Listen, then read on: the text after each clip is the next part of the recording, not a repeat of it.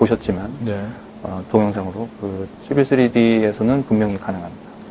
저도 질문 하나 좀 하겠는데, 저는 이제 CA 엔지니어로 시작을 했는데, 그 메쉬를 굉장히 많이 썼거든요. 그런데, 이렇게 보니까 메쉬랑 이거랑, 이게 메쉬까지 연계가 된다면 엄청난 파괴력이 있을 텐데. 예, 사실. 그거 다 아직 다 완성이 됐을까요? 되지는 않았겠죠, 설마. 저 시빌 3D에서는 가능한 걸로 제가 알고 있습니다. 상당히 놀랐네요. 여러 놀라게 만드는. 근데 이게 왜 안 알려졌을까요? 예, 그게 저도 궁금합니다. 진정희님께서는 기존의 2008, 2010 업그레이드가 되면서 좋은 기능들이 업데이트가 되어 있는데 기존의 하드웨어로는 약간 부족한 부분이 있는 것 같은데요. 2011에서 처음으로 로딩 당시 속도라든가 뭐 추가로 하드웨어 업그레이드가 필요한지 오토데스크에서 권장한 하드디스크 사양이 어떤지를 알고 싶습니다. 이것도 질문이 좋은 것 같습니다. 저희 오토캐드 2010 사용하고 계신 분들께서는 무리 없이 사용하실 것으로 생각을 하고요. 다만 3D 기능을 사용하실 때는 추가로 권장되는 그런 하드웨어 사양이 있습니다. 그리고 저희가 홈페이지에 오토데스크 프로덕트 관련해서 하드웨어 사양이 있으니까 그리고 자세한 사항을 제가 정리해서 다시 보내드리도록 하겠습니다. 네. 그런 거 이제 트위터로 딱 물어보시면 네. 뭐 예를 들어서 깁니다만 블로그에 한번 올려보도록 하겠습니다. 나 삼성 그 넷북 있는데 여기 됩니까? 이렇게 딱 물어보면 네, 아주 간단하지 않습니까? 이제 그래서 요새는 있잖아요. 그 고객 지원하는 게 만만치 않아요. 여기도 또 포인트 클라우드에 대한 질문인데요. 포인트 클라우드로 작성된 데이터를 저희가 변형하는 게 가능한지 여부와 수많은 점들로 되어 있다고 하셨는데 데이터 수정 방법이 쉬운지 알고 싶습니다. 이분은 좀 묘한 질문을 하셨어요. 그래요? 일단 포인트 클라우드로 작성이 되려면 3D 스캐너를 통해서 그렇게 결과가 나오려면 PCG라는 확장자로 그 결과물이 나오게 되는데 오토캐드에서 당연히 부착하고 지금 저 삽입을 해서 사용을 하실 수가 있는데요. 네. 그 방법이 쉬운지까지는 제가 답변드리기죠. 사용자마다 다를 거기 때문에. 근데 요즘에 그러니까 지금 이제 몇 분들은 이거를 잘 사용을 하면 상당히 그 전문가로서 좀 늦지 않고 굉장히 처음 부분이니까 좋지 않을까요? 예, 물론입니다. 제가 유튜브에서 확인한 바로는 아까 사진에서 보셨겠지만 휴대용 3D 스캐너 장비를 가지고 자기 자동차를 스캐닝해서 그걸 오토캐드로 불러들여서 자기 블로그에 올려놓은 사용자들도 있고요. 이게 이미 상용화된 상태거든요. 지금 전 세계에서는. 요새는 그 모르면 굉장히 놀라운 게 제가 한 1년 반 전에 그 명암 스캐너랑 소프트웨어를 비싼 돈을 샀거든요. 근데 그 아이폰에서 저는 처음에 된다고 그래서 좀 안 믿었어요. 솔직히 말해서. 근데 되더라고요, 이게. 더 저렴하지 않던 예, 깜짝 놀랐어요, 이게. 그게 요새는 이제 그 정보가 모르면 손해보는 시대가. 여러분들 오토캐드의 사용자 여러분들 그냥 옛날에 자기가 그냥 나 오토캐드는 다 알아. 그 몇 년 전에 계속 썼어. 이렇게 생각하시지 마시고 이번 기회에 진짜 겸손하게 베이스에서 다시 한번 생각해 보시는 것도 괜찮은 방법인 것 같습니다.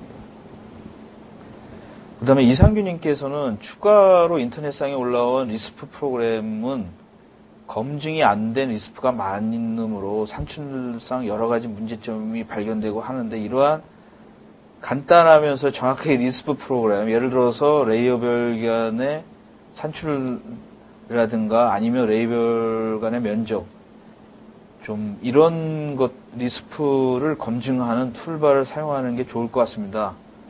이것도 좀 어떻습니까? 이 질문도. 일단 내용은 질문이라기보다는 지금 바램을 좀 적어 놓으신 것 같아요. 네.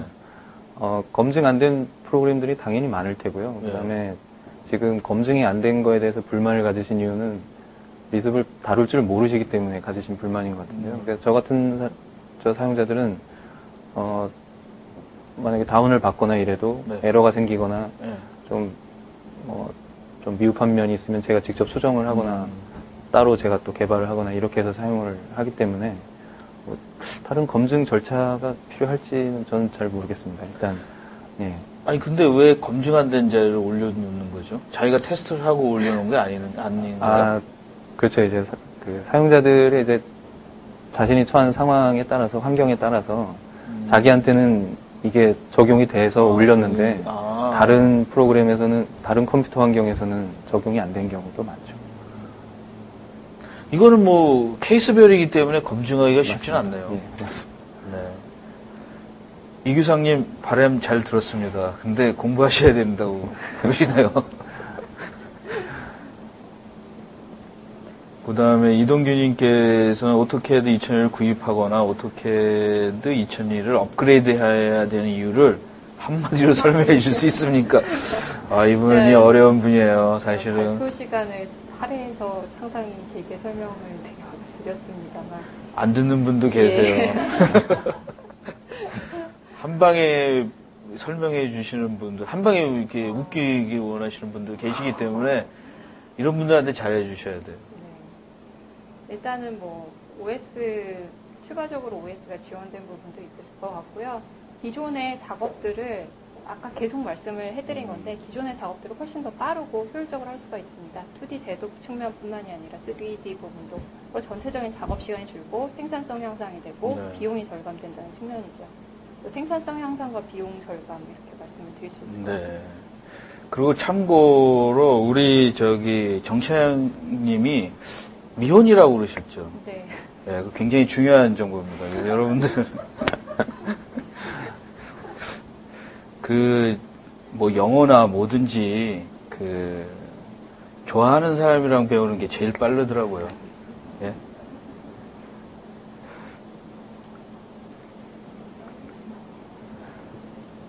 우리 이광수님은 또 여기에 오신 분들 중에 이제 레빗이나 뭐 이런 거 BIM의 빔에 대해서 관심이 많은 부분인데 이광수님께서는 3차원 설계 빔과 접목이 힘든 건지 레빗과 접목이 좀 궁금해지네요라고 좀 사실은 질문이 좀 쉽지 어려운 질문인데 그래서 해주셔야 돼요. 예, 일단 우리 정채 오토캐드 같은 경우에는 2D나 3D로 디자인하는데 굉장히 유연하고 쉬운 그런 툴입니다. 그렇기 때문에 기초 디자인 단계에서 기초 소프트웨어로 사용이 되실 수가 있을 것 같고요. 오토캐드에서 설계한 데이터를 실제로 오토데스크 프로덕트 간에 빔 모델로 들여오셔갖고 사용하시는 것도 가능합니다. 그리고 이제 실제로 제출을 하실 때는 도면으로 제출하는 경우가 아직까지도 많기 때문에 오토캐드 같은 경우에는 이런 도면화가 가장 큰 장점이라고 할 수 있습니다. 빔으로 설계한 데이터를 제출하실 때 도면화 측면에서 이용을 하실 수도 있을 것 같습니다.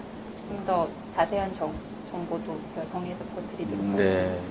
아까 이규상님이 감사합니다. 열심히 공부하겠습니다라고 보냈습니다. 그래서 저는 트위터에서 해가지고 이게 저희 마케팅 쪽에서 번개 미팅이라고 딱 해가지고 우리 정선아 차장님이 또 오토캐드 2011에 또 여신이 될 수도 있는 거고 이렇게 재밌게 좀 젊은이들이 그러니까 이렇게 직업에 쩌들려서 이렇게 툴을 배우지 말고 진짜 재밌게 그렇게 하는 게 난 가장 이 방송의 목적이거든요, 사실은. 그래서 그런 걸 한번 좀 기대를 해봅니다.